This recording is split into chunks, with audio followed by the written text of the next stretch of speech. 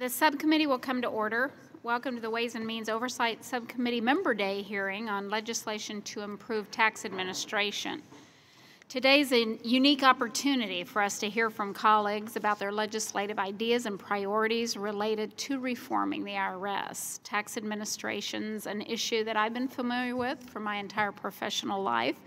As a CPA, I've had many years of experience helping individuals and small businesses navigate the complexities associated with filing their taxes.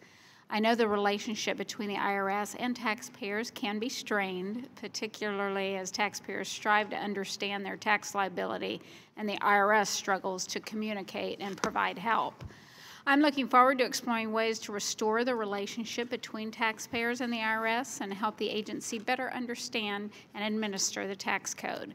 Over the last year, through more than 10 formal hearings and committee events, this subcommittee has heard from high-level IRS executives, the National Taxpayer Advocate, and agency watchdogs such as GAO and TIGTA on how the IRS is functioning and where they are succeeding and where some assistance may be necessary.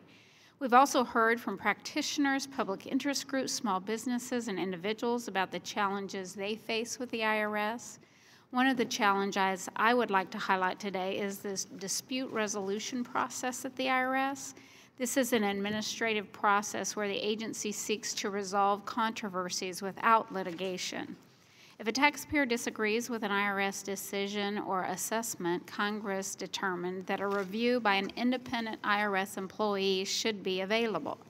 Unfortunately, over time, the process set up by the IRS has become less independent and taxpayers are frustrated. Some express frustration at the prospect of not being able to plead their case face-to-face. Others have been completely denied access to independent review. Taxpayers are losing faith that they will receive an independent and fair review of their case. I'm looking forward to working with Ranking Member Lewis to address these concerns and others as we craft a bill to reform the IRS. In addition to hearing from my subcommittee colleagues here behind this dais, I'm eager to hear from other non-subcommittee members who have spent time and energy on bills to improve the way our tax code is administered. Today's hearing will be structured as follows. Members will have 5 minutes to discuss their tax administration legislative priorities. I would remind those members that they are also able to submit written testimony in support of their legislation. I want to thank our witnesses and members of this subcommittee for taking time to be here today. And with that, I would like to yield to the distinguished ranking member, Mr. Lewis, for the purpose of an opening statement. Madam Chair, thank you for holding this hearing on proposal to improve the administration of our federal tax system. Let me begin by congratulating you on your appointment and welcome you as our new chair. I enjoyed working with our friend and colleague from Florida, and I look forward to working with you. Today, we will hear suggestions from our colleagues on how to improve our IRS operation and taxpayer services. In a nation as great and diverse as ours, taxpayers have unique perspectives and needs. Madam Chair, as you know, we have a voluntary tax system that depends on taxpayers understanding their responsibility and receiving timely answers to their questions. Unfortunately, identity theft and tax fraud continue to challenge the tax administration. It is particularly important that all taxpayers, especially those who are low income, disabled, and senior citizens, receive fair, quality, in-person services. Over the past 8 years, Congress cut the agency budget by almost $1 billion. I said it before, and I will say it again. You cannot squeeze blood from a turnip.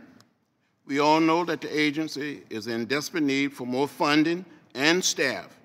For these reasons, we must strengthen the Internal Revenue Service. Madam Chair, I would like to share a brief overview of my bill to improve taxpayer service, H.R. 2171, the Taxpayers Protection Act of 2017. The Democratic members of the subcommittee joined me in introducing this legislation. Our bill will repeal the private debt collection program that costs 3 times more than it collects and abuse thousands of low-income taxpayers by enrolling them in installment agreement that they cannot afford. The program is a shame and a disgrace, and it must end. Our bill will also strengthen low-income taxpayers' clinic, fix the offer in compromise program, and improve overall funding for taxpayer service. Finally, it would ensure that taxpayers know whether the professional preparing their return is licensed and in good standing with the IRS. This bill proposes good, sound policy, and I hope our colleagues on both sides of the aisle will support it. Madam Chair, thank you again, and I ask unanimous consent that my full statement is included in the record, and thank you for holding this hearing. I look forward to the testimony of our colleagues. And I yield back. Without objection. Thank you, Mr. Lewis. Thank you, Mr. Lewis. Without objection, other members' opening statements will be made part of the record. Now we are going to hear from the members of the subcommittee for their priorities to improve tax administration. And with that, I will recognize Mr. Schweikert for 5 minutes. Thank you, Madam Chairman. We have actually 2 pieces of legislation out there, and here's the basic concept. One is often referred to as a third-party verification, but let's use sort of a simple model example. You qualify for an earned income tax credit. And today, we expect the IRS to do an algorithm. We've actually done legislation to delay the payment going out. What would happen if I came to you and said, there's a more elegant way to do that, and the person who's actually played by the rules and has earned that value to come to them could get it almost immediately? The ability to have the tax return and a couple of the key fields bounced against, we'll call them private commercial databases, saying, hey, this database over here says this person had $200,000 worth of consumption, but they're telling us they made $30,000 last year. You know that should probably go into the pile to be looked at again. But if it matches instantly, it's an elegant way to use just a simple high-speed computer match to say, yes, we have good data here, a good request, we don't see fraud, send the person the resources they've earned. It's much more elegant, and I don't mean to hurt anyone's feelings who is a programmer at the IRS, but it's much more elegant than trying to design an algorithm that, as soon as you understand what the algorithm is looking for, you designed what you put in the paperwork to work on to the outskirts of the algorithm to work around it. The data's already out there. It doesn't mean you transfer information to a private vendor. You just look for the match. And so it's a red light, green light. It's simple, it's fast. It would be, I believe, dramatically less expensive. And over time, we need to accept using technology to make the IRS much faster and much more elegant on these.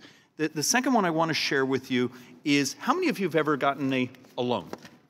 You've gone out and got an SBA loan or a home mortgage or this and that. Remember filling out the piece of paper saying, IRS, please tell my lender what my last couple of years of tax returns, particularly if you're an independent contractor. Do you know that if I look on here, the technology today is functionally fill out this 4506T form and then fax it. Fax it in.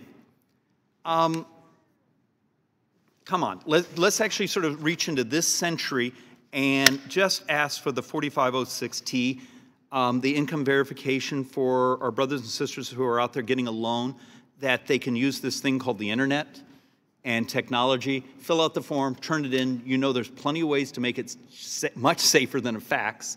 This legislation, I believe, is Representative McHenry's, so it's already out there. Both of these we already have in bill form, and it's just the embracing of modern technology and this thing called the internet to make it more efficient and more simple for Americans. And with that, I yield back, Madam Chairman. Thank you, Mr. Schweikert. I will now recognize Ms. Walorski for 5 minutes. Thank you, Chairman Jenkins, for holding this hearing. It's hard to believe that it was just literally over a month ago that President Trump signed the Tax Cuts and Jobs Act into law. Yet we have already seen workers getting raises, bonuses, and better benefits, and companies announcing new investments in equipment and facilities right here in the U.S. While this was the most transformative overhaul of the tax code in 32 years, it's easy to overlook the fact that it's been 20 years since Congress took a major look at the structure of the IRS. A lot has changed since then. In 1999, only 23% of individual returns were e-filed. In 2016, that figure was 89%.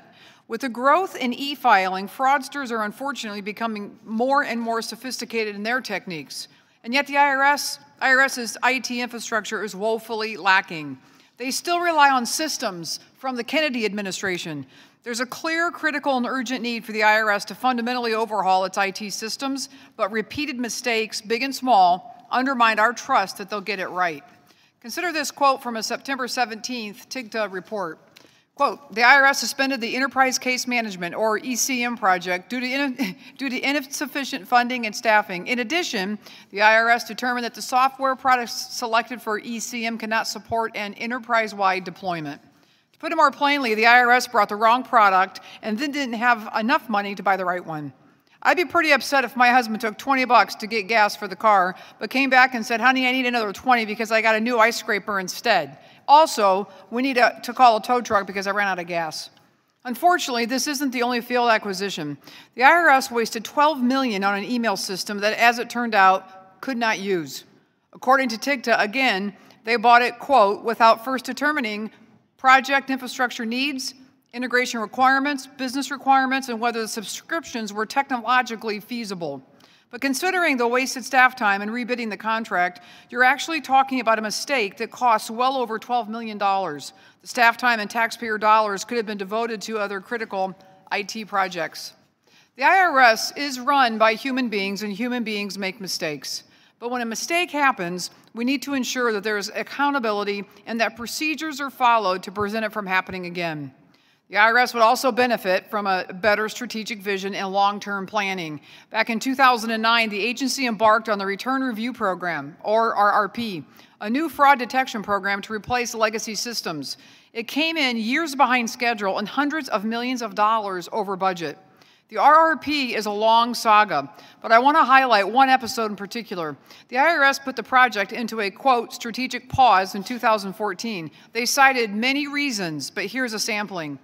Quote, to determine the priority and direction from IRS senior leadership, to articulate and align RRP's role in the broader business vision, to develop a roadmap for future state capabilities and architecture for RRP, to ensure clear and concise understanding of scope, cost, and schedule with contractors, and finally, budgetary constraints. Looking at this list, I wonder how any project could ever be on time or on budget. I see things like this and I can't help but ask, are these budgetary constraints real? Are they because people spend so much time spinning their wheels without any direction they just really run out of money? Now, the RRP is more or less up and running, and that's a good thing. It'll help catch fraud. But the process was a failure. Picture a basketball player on a breakaway. He trips on his own shoelaces, but heaves the ball up while falling and makes the basket. You wouldn't say, good job. You'd say, tie your shoelaces. Have the underlying planning issues that led to such a cost overrun and long delay with the RRP been fixed? Are new projects like CADE too needlessly doomed to the same fate? Chairman Jenkins, this is the trust gap. It didn't open up overnight, and it won't be closed overnight either, but we absolutely have to fix it. I believe if we can instill more accountability, better contracting practices, and better strategic planning, the IRS really can get on the right path. Some of this can be legislated, but some involves a cultural shift. That's up to our next IRS commissioner, who I hope will make this a priority. Our committee is seeking to closely engage the IRS on multiple fronts to better understand these issues too. Still, I look forward to this committee's continued work in the overhaul on reforming the IRS. I look forward to hearing our colleagues' ideas today, and I yield back. Thank you. Mr. Bishop, you are now recognized for 5 minutes. Thank you, Madam Chairwoman. Thank you for the opportunity to speak today, and would like to let you know that I appreciate the fact that we're holding hearings about the IRS. It's a great opportunity to discuss much-needed steps to improve the service, and I look forward to working with the committee to do so. Over the last year or so, we've had a number of meetings with various officials at the IRS, and I am continually amazed and shocked to hear about its archaic technology and infrastructure, and how much we need to do to ensure that the IRS is pulled into the 21st century. That said, it's imperative that this subcommittee explores ways to improve the IRS's technology and capabilities. Furthermore, when it comes to taxpayers, many of whom still receive paper checks that do not have access to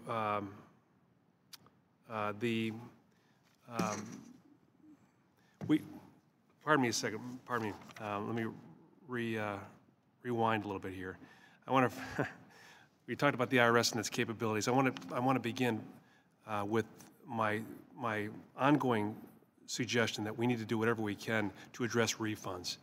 And I want to backtrack because while we get a long way in this discussion about IRS reforms, one of the things that we talk about that we have not talked about, I believe, enough is about the process of distributing refunds. And during the 26 filing season, the IRS issued over 104 million refunds, 19 million of which went out by paper check. When refunds are issued by paper checks, it's important to note that it costs the government about $1 per check, but if processed electronically, it costs mere cents. The potential savings are therefore abundantly clear. Furthermore, when it comes to the taxpayer, many of whom that receive these paper checks don't have access to a bank or a credit union, and as such must resort to payday lenders or other check cashing organization, oftentimes who will charge a substantial fee and nullify the benefits of the refund. By enhancing the electronic payments, there will be fewer costs to the government, and most importantly, taxpayers are able to keep more of their rightfully owed refund. Madam Chairwoman, electronic payments are simply quicker and more secure, and for those reasons, I've been working on legislation to increase the number of tax refunds that are processed electronically, and I hope it can be included in the final package this subcommittee produces. I would like to submit by unanimous consent, if I would, Madam Chairwoman, a statement that I have from the Electronic Transaction Association, which is an association representing over 500 companies that offer electronic transaction processing products and services. They encourage Congress to work with the IRS to implement electronic payments for federal income tax refunds. And that said, Madam Chairwoman, I would ask by unanimous consent that we submit this into the record. Thank you, Mr. Bishop. Without objection. On the topic of security, every day we hear the countless hackers and criminals are developing new schemes to steal taxpayer refunds and are constantly trying to access the IRS's data.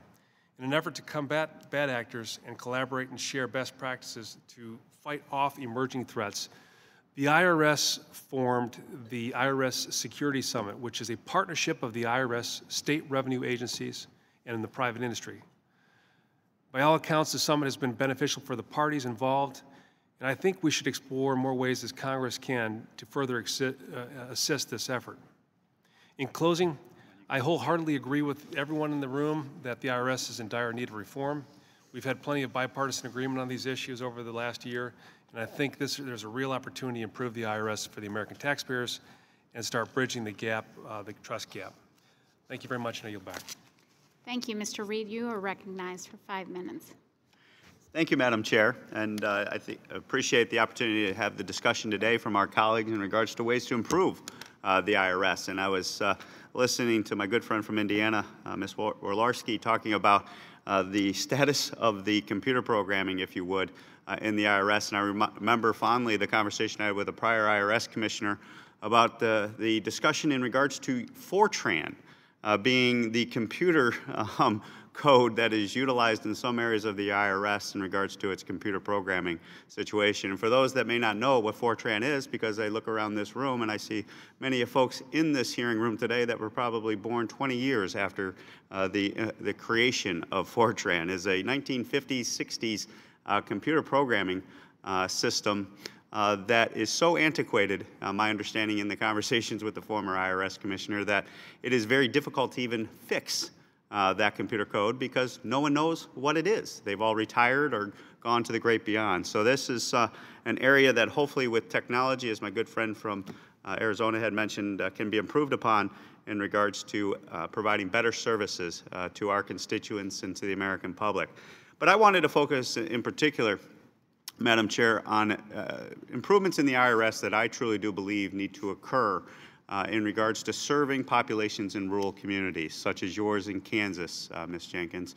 And one of the areas that I see just some simple reforms that maybe the IRS can take heed to is utilizing technology when it comes to callback features, for example.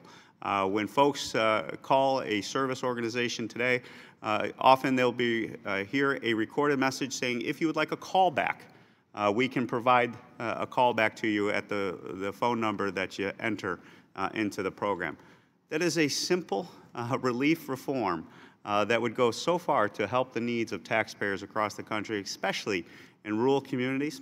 In our district, we have very limited live centers where folks can go into areas like Jamestown, New York, or Elmira, New York, and meet with an actual person to discuss their sensitive IRS matters.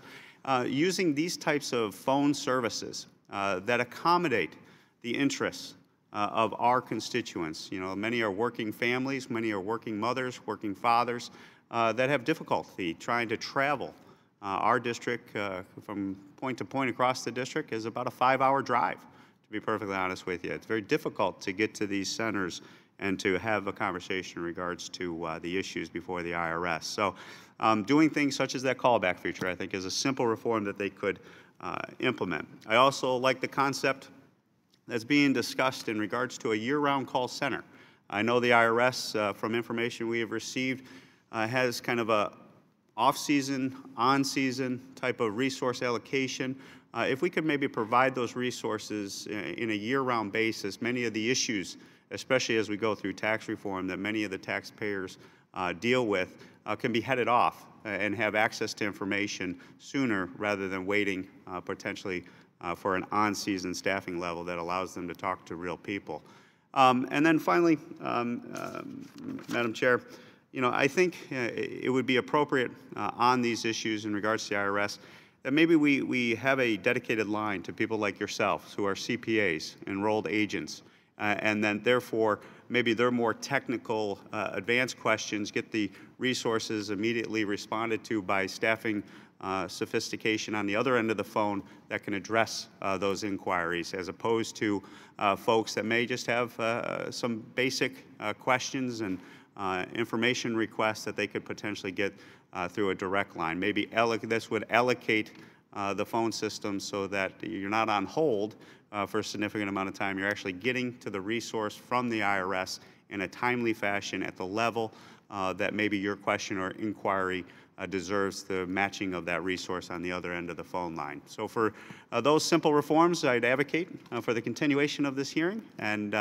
appreciate the chairman putting this together and hearing from our colleagues and other ideas to improve services for what we all believe needs to be done in the IRS is better service to the people across America. And with that, I yield back.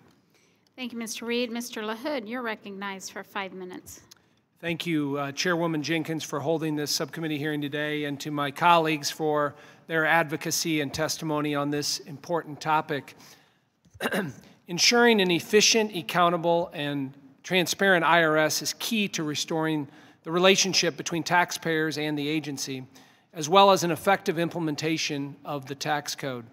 Items of importance include ensuring a service-first agency, instilling confidence that taxpayer information is protected, and upgrading IRS technology for the 21st century, among other things. It's been over 20 years since major reforms were made to the IRS. I appreciate the work this subcommittee has done over the last year, including the Better Way Blueprint. As the newest member of the subcommittee, I look forward to engaging in this important work.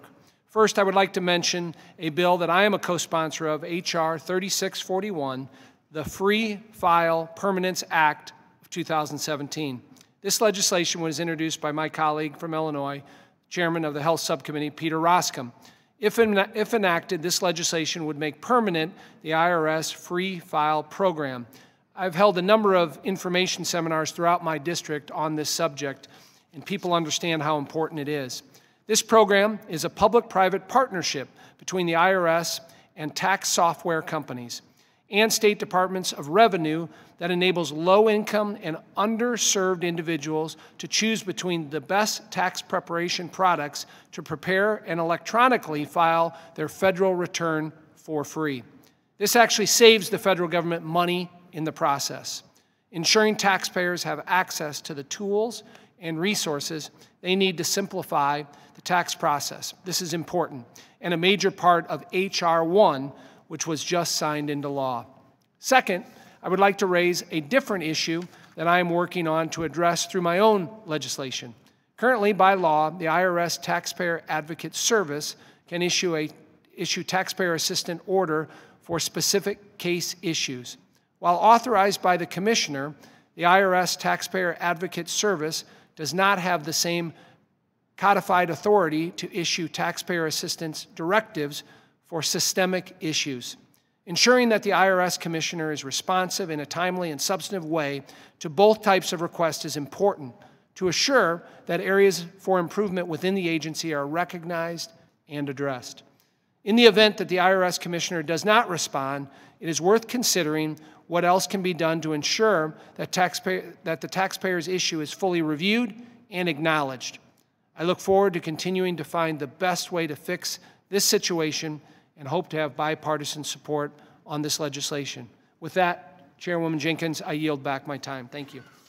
Thank you. I now recognize Mr. Curbelo for 5 minutes.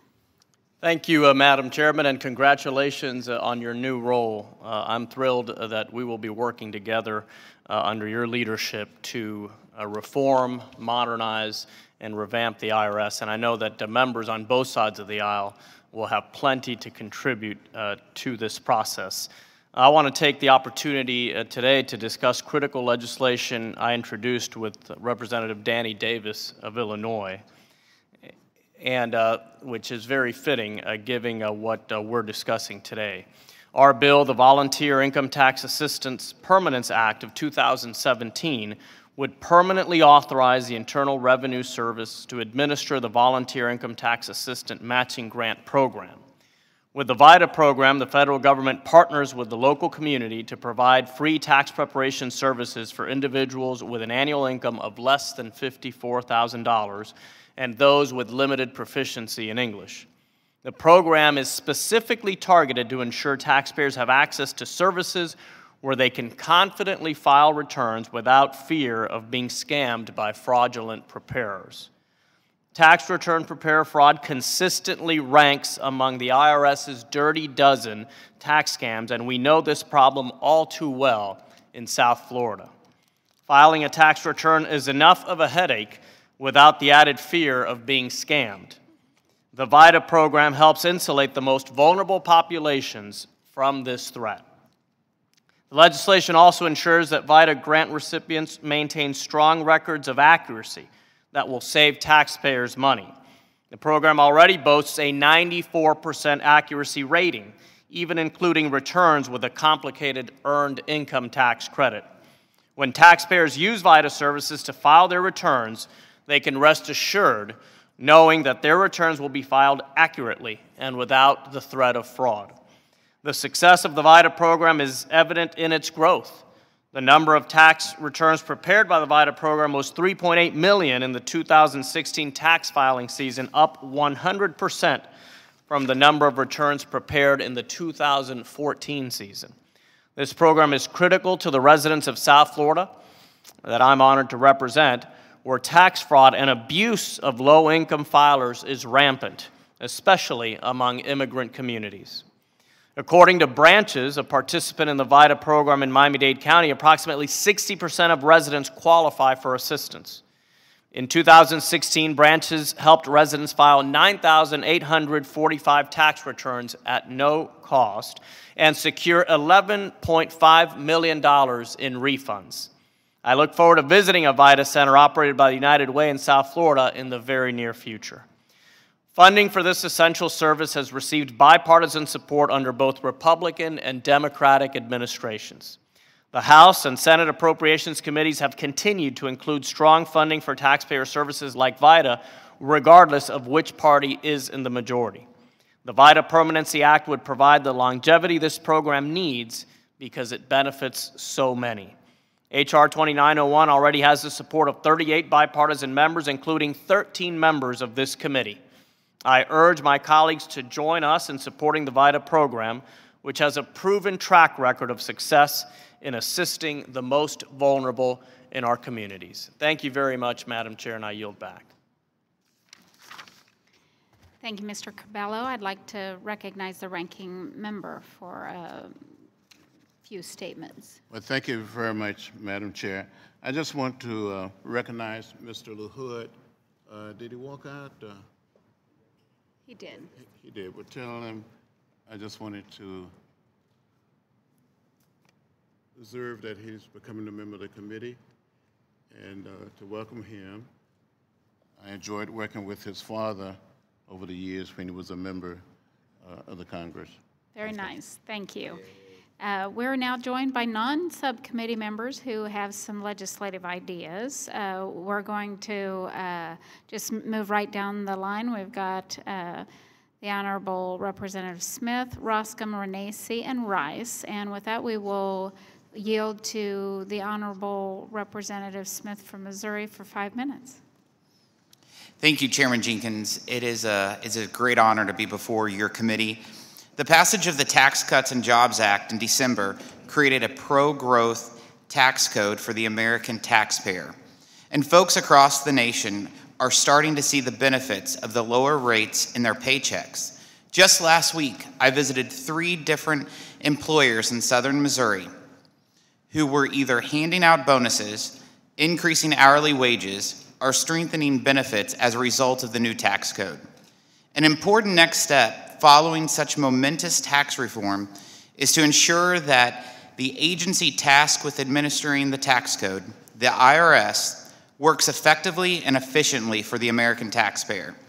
The IRS has been rightfully scrutinized over the years for its mismanagement and abuses of the American taxpayer, targeting long wait times and unauthorized spending, just to name a few. We need an IRS which protects and serves the American taxpayer, not one which proactively seeks to harm them. Simply put, the IRS, in its current form, needs to be ripped out by its roots and turned on its head into an entity which serves the American public, not one which only looks to hinder our families, farmers, and small businesses. In July of last year, I introduced bipartisan legislation with my colleague on the committee, Representative Terry Sewell, called the Preserving Taxpayer Rights Act. This good government legislation would put a stop to an IRS which is inefficient, time-consuming, and expensive for taxpayers. My bill takes the burdens off the back of taxpayers by allowing them to take certain cases to the IRS Office of Appeals, removes threatening tools of the IRS to coerce taxpayers to court, and protects their private and sensitive information by preventing outside groups from participating in audits, codifying into law something the President has instructed Treasury to do. The American taxpayer deserves an IRS that is less burdensome and more transparent. They need an IRS that would work for them, not against them. Madam Chairman, it is my hope that as you and your colleagues on the Oversight Subcommittee consider legislation to overhaul the IRS, that you include the Preserving Taxpayers' Rights Act as a mechanism to make the IRS work better for the American taxpayer. Thank you again for holding this hearing, and I look forward to working with you on this and other issues. Thank you, Mr. Smith. Chairman Roscom, you're recognized for 5 minutes. Thank you, Madam Chairman, and Ranking Member Lewis. It's an honor for me to be here today, and I deeply appreciate the work of the subcommittee on which I've served, and I'm here to talk about 2 pieces of legislation for your consideration. The first is H.R. 3641, the Free File Permanence Act, which is a common sense bill that makes the free file program permanent. It's a program that's a public-private partnership between the IRS and a group of companies which have agreed to offer commercial online tax preparation and electronic filing services to consumers. This partnership allows free tax filing for any taxpayer making less than $66,000, removing a financial burden for taxpayers and ensuring that they're receiving quality guidance on how to file their taxes. As an added bonus, the program actually saves the federal government an estimated $13 million a year because electronic filings are less expensive for the IRS to process than paper versions. H.R. 3641 has 122 co-sponsors, including Chairman Jenkins and Representatives Delbeni, Walorski, Curbelo, Bishop, and LaHood on this subcommittee. Now, the second bill that I want to bring to your attention is one that Ranking Member Lewis is very familiar with because he and I were partners in uncovering this scandal at the IRS. It's H.R. 1843, the Clyde Hirsch Sowers Respect Act.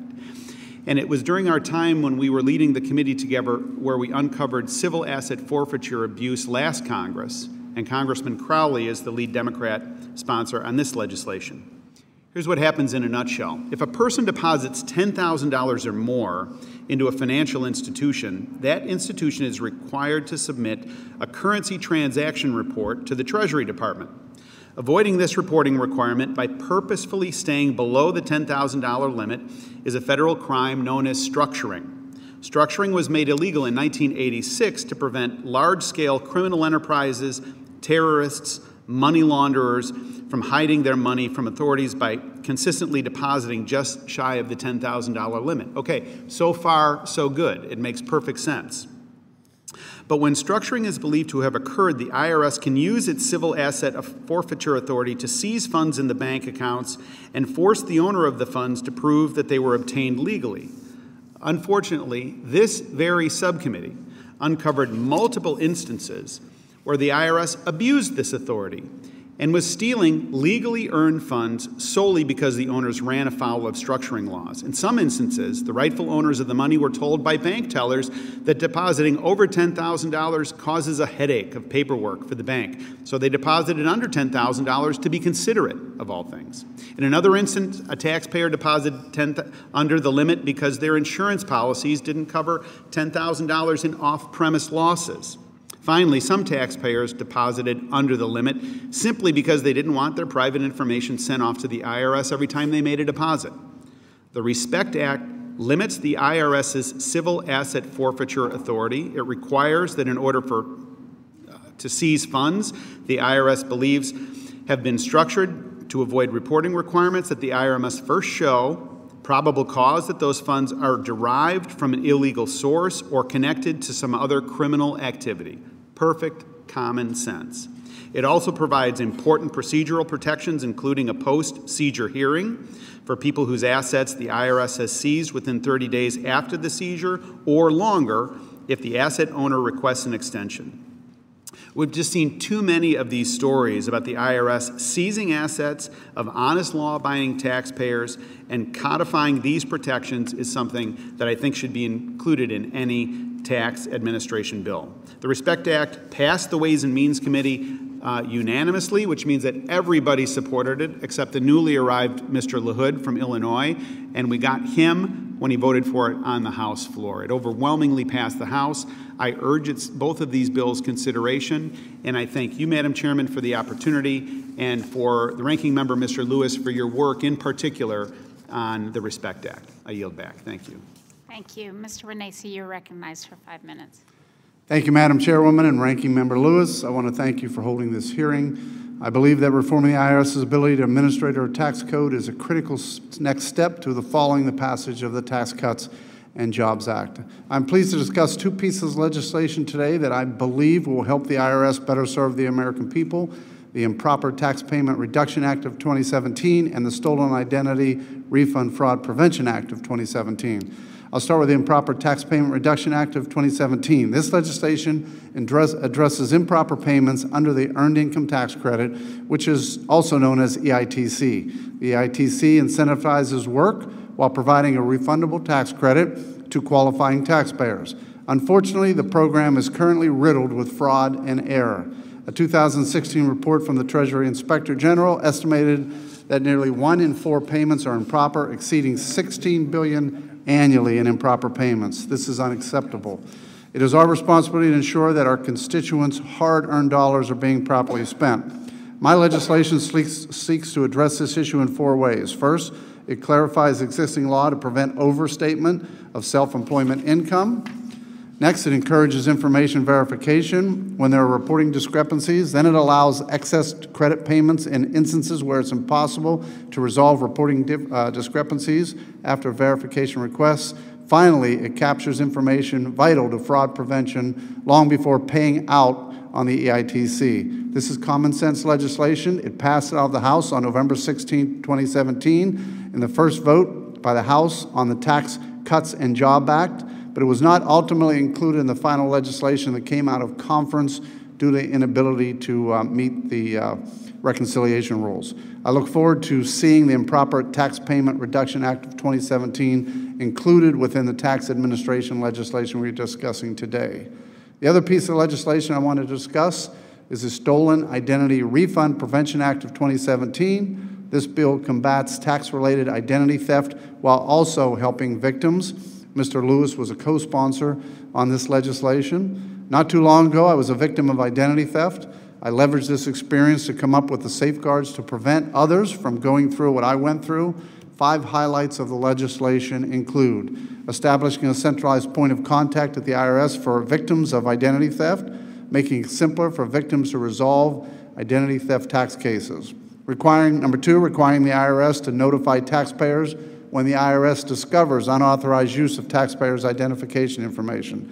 3, requiring the IRS to submit a feasibility study regarding establishment of a program for identity theft-related tax fraud victims to opt out of electronic filing. 4, establishing an information sharing and analysis center to collect, analyze, and share actionable data and information to detect and prevent identity theft. 5, creating a local law enforcement liaison's role within the IRS to coordinate on identity theft cases with local police and law enforcement. Last spring, this bill reported favorably out of the Ways and Means Committee by voice and passed the House on suspension by voice. However, it is yet to move forward in the Senate. As such, I look forward to seeing the Stolen Identity Refund Prevention Act of 2017 included within the tax administration legislation we are discussing today. In conclusion, the IRS needs our help in order to be more efficiently administer the tax code and better serve our constituents. I look forward to, again, advancing these 2 common sense bills and working on additional reforms in collaboration with the IRS. I appreciate the chairwoman, her staff, and my colleagues for working on these important issues with me last year and going forward. I also thank you for allowing me to participate in this hearing today. I yield back the balance of my time. Thank you. Mr. Rice, you're recognized for 5 minutes.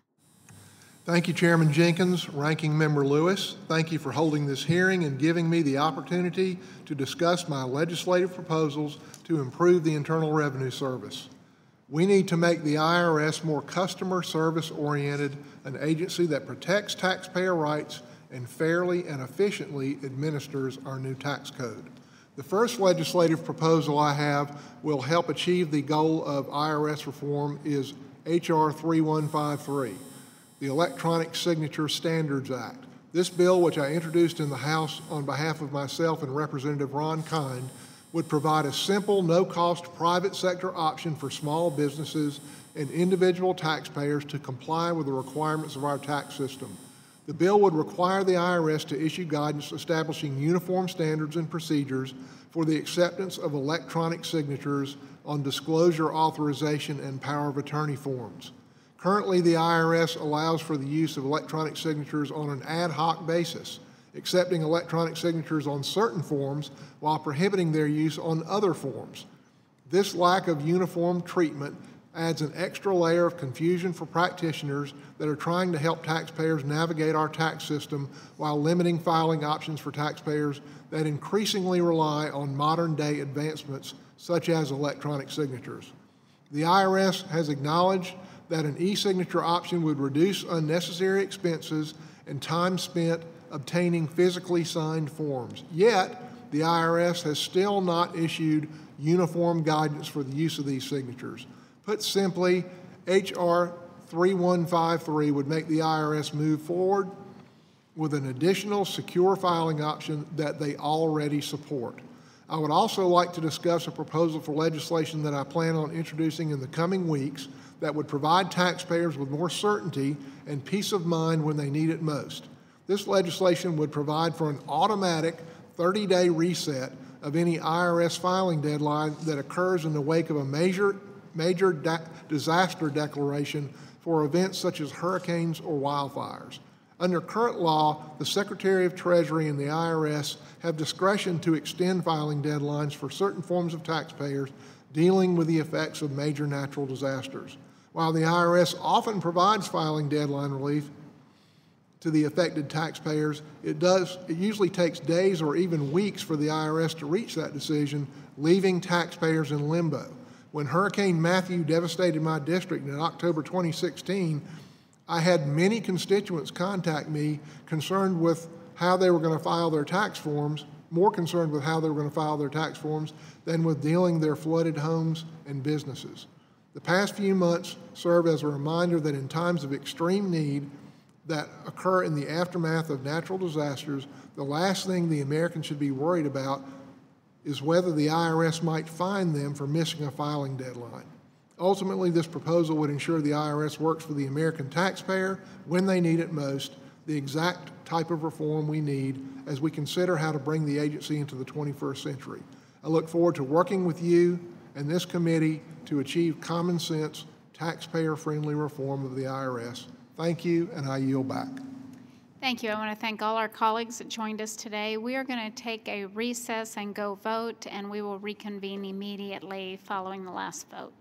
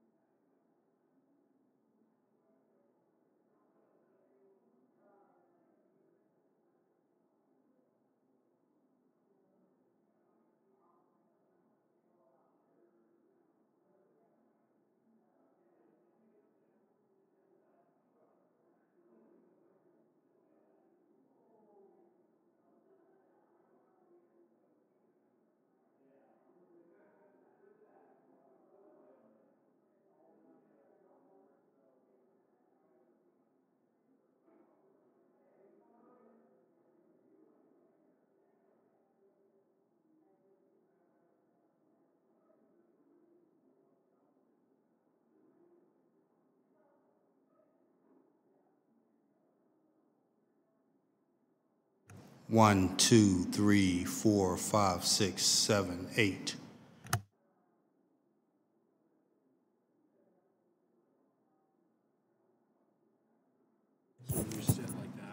One, two. This shouldn't be coming out here. Just mixed minors is wrong.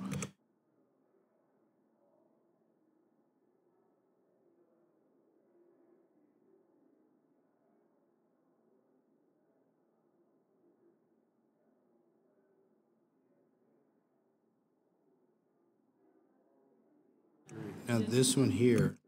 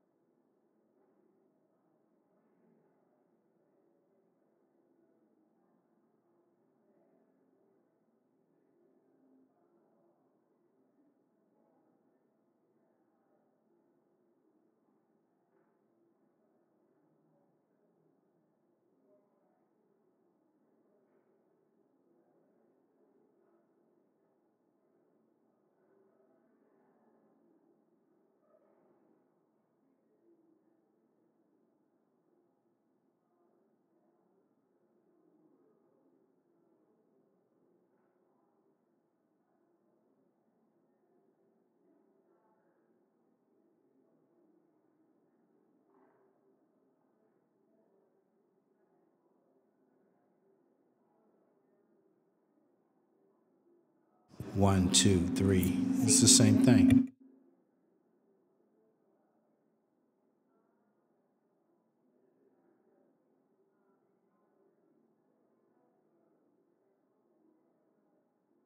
One, two, three, four.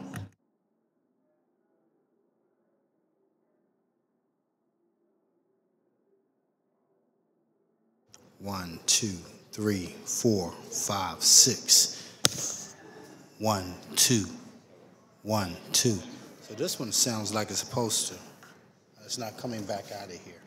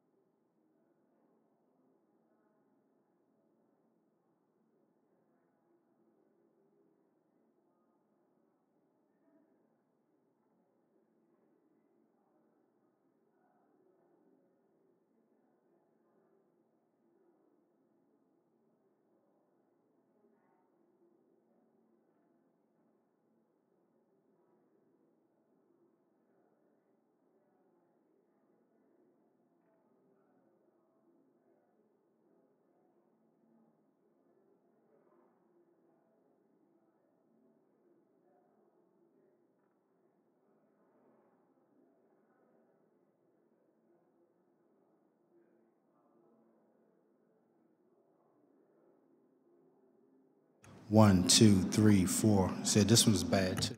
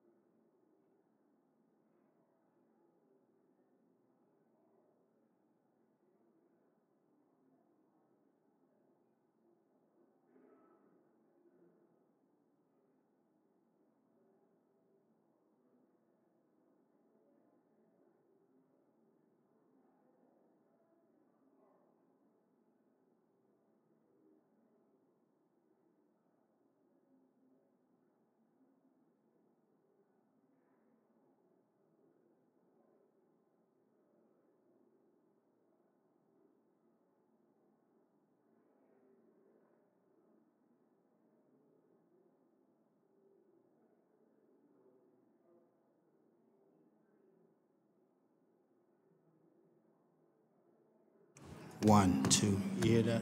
It shouldn't even be coming out of here. What? You hear that? It's coming out of this one. Okay.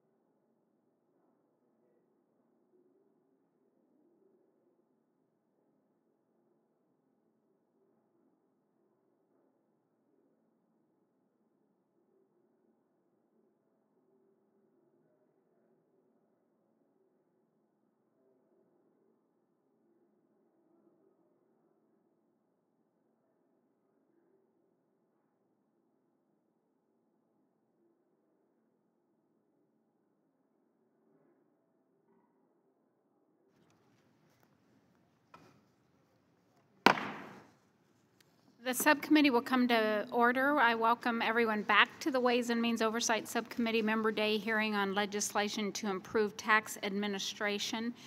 Today's hearing will continue as before, and members will be given 5 minutes to discuss their tax administration legislative priorities. I also remind members that they'll have an ability to submit written testimony in support of their legislation. And I want to thank our witnesses. And this second panel will include Representative Shabbat, Gomert, and Posey. And with that, I would like to yield Representative Shabbat 5 minutes. Thank you very much. Good afternoon, Chairman Jenkins, Ranking Member Lewis, and members of the subcommittee. Thank you for the opportunity to share a few thoughts on ways to improve tax administration at the IRS. Let me begin by congratulating your subcommittee for its work on the Tax Cuts and Jobs Act. We hear on a daily basis the positive results this law is already generating for hardworking Americans. From the impact on corporations to how the new withholding tables will affect employees, this law is delivering. As chairman of the Committee on Small Business, I want to thank you for keeping small businesses front and center during the debate. Small businesses now have more parity when it comes to the tax code. With monumental tax cuts now in place, Congress must address how the tax code is administered. More specifically, I would like to discuss the treatment of the nation's true job creators, small businesses. 2 out of every 3 new private sector jobs are generated by small businesses. With over 29 million small businesses in the United States, the economy is intricately linked to the health of our smallest firms. Unfortunately, small businesses often face challenges when managing their taxes. While often operating on the margins, small business owners do not have the resources available to hire an army of tax professionals to calculate their taxes. Rather, they sacrifice time away from growing and creating jobs to address IRS matters. For the economy to continue to record impressive marks, Main Street America must be operating at full strength. Moreover, the code has not kept pace with technological advancements that are changing how businesses operate and reach customers. As a result of multiple hearings exploring this topic, I introduced H.R. 3717, the Small Business Owners Tax Simplification Act of 2017, with the aim of modernizing the process for the nation's small businesses, entrepreneurs, and startups. H.R. 3717 takes simple, common-sense steps to reform tax administration.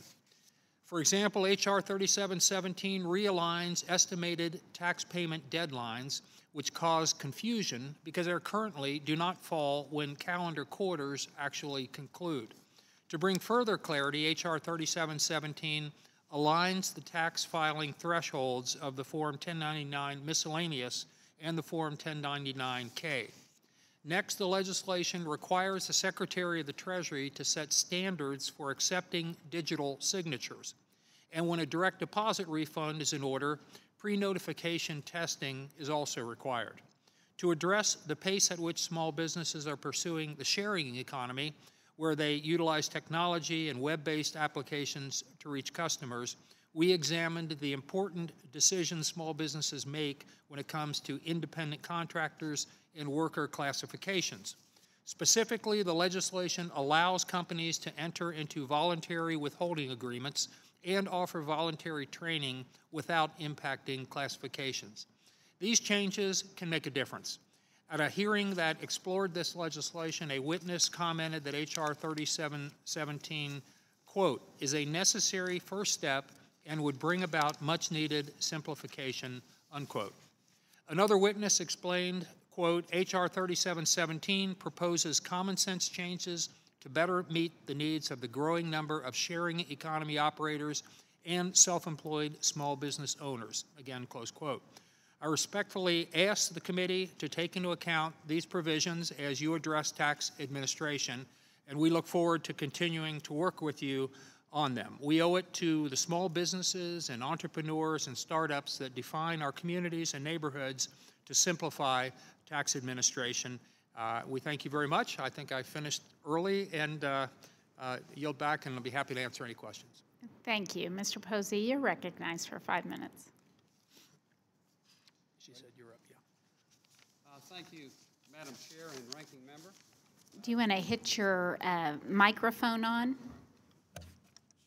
Thank you, Madam Chair and Ranking Member, for holding this today to discuss proposals to reform the U.S. Internal Revenue Service administration of our tax system. As tax day approaches, Americans are being reminded why filing taxes is a dreaded experience, especially in the case of seniors whose retirement finances are simple yet require a very complicated filing process. My bill, H.R. 2721, the Seniors Tax Simplification Act of 2017, would allow for easier tax form completion for senior taxpayers.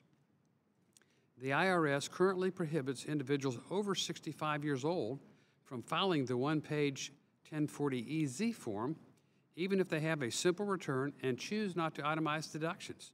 It really doesn't make sense.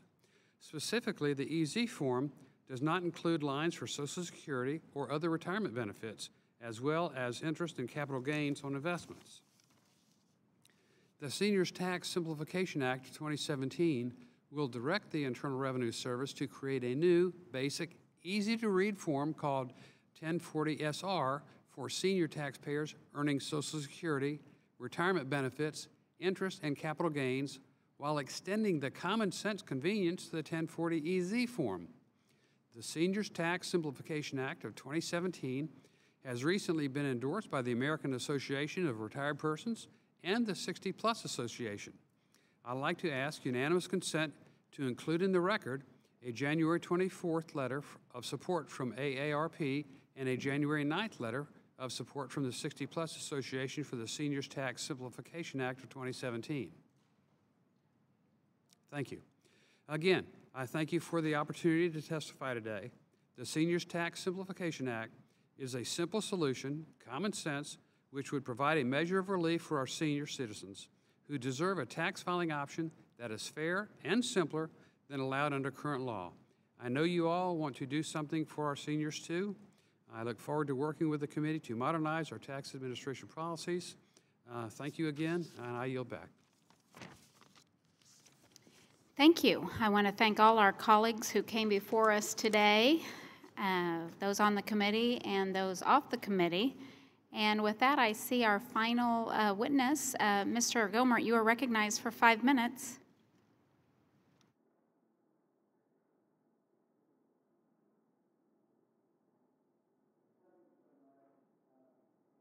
I'll try to be as brief as possible. Just one thing I wanted to bring to your attention today. I know in prior elections, and especially in 2016, the idea was brought forward by a number of candidates that we should do away with the Internal Revenue Service. And some years back, I was having a conversation with a guy I dearly loved, brilliant man, Arthur Laffer. Dr. Laffer, of course, was the economic advisor for Ronald Reagan. And we were discussing the IRS and all the power they had, the potential for abuses, and how wonderful it would be if there were not an agency, an entity in our U.S. federal government that had their power. It seems that the IRS is the one agency that can legally just push the Constitution aside and come after folks. You're guilty until proven innocent. You have to pay taxes before you can contest them, even if the IRS is wrong. We have seen people, and there have been testimony I've seen before I ever came to Congress, from people who were targeted by vengeful IRS agents. And I said, look, I would love to get rid of the IRS, Art, but as a former felony judge, I know there are going to be people that will cheat. You're going to have somebody that will check and make sure, keep everybody honest. And I don't know, if you get rid of the IRS, how do we do that? Make sure that people have an incentive to stay honest. And I know in the last election he talked about a flat tax would enable you to get rid of the IRS, but let's say we keep the current tax system. Dr. Laffer said the problem with the IRS is they have too much power. They can decide who they're going to audit. They can decide how thoroughly they're going to audit them, if they're going to demand more and more and more, if they're going to just keep pushing the envelope in what you're required to produce. And they can decide once they've audited you how, what they're going to do with the next step. Do they think there was criminal conduct? If so, pursue it as a criminal case. Do they feel they should even take your homestead that virtually nobody else can? They get to decide what happens from there. Do they pursue it as a criminal violation and give it to a prosecutor? From a pecuniary standpoint, what do they do? And he said, there's the problem. No one entity should ever have all of that power. And so here, and I appreciate you both being here. I know y'all are busy as can be. And Chair, I appreciate your attentiveness as well as ranking member, Mr. Lewis. But he said what you do is get rid of the IRS and you create a small agency of CPAs. All they do is audit. And they never, ever get to choose who they audit. Each audit is chosen at random. And so just because you're audited one year doesn't mean you won't randomly come up another year. So they don't get to abuse, they don't get to single people out because of politics or one thing or another. They're handed the name, address of who is to be audited. They do their audit as good CPAs. When they finish the audit, they turn in the results, and that's the end of what they can do. Then you have someone else make decision. Is this criminal? Is this civil? What should be the ramifications? But it takes all of that just arbitrary power, the potential, the temptation to abuse somebody. And I just think that's what we ought to pursue. And I know it's a big step to get rid of a department, but that's really so serious. I would appreciate the committees considering that. And I yield back. Thank you, Mr. Gomert. And again, I want to thank all our committee and non-committee members that came before us today. There were a lot of good legislative solutions proposed, and I look forward to working together to include some of those in a bill to make reforms to the IRS. Please be advised that members have 2 weeks to submit written questions to be answered later in writing. Those questions and your answers will be part of the formal hearing record. And with that, the subcommittee stands adjourned. Thank you, Madam Chair. Thank you. Thank y'all.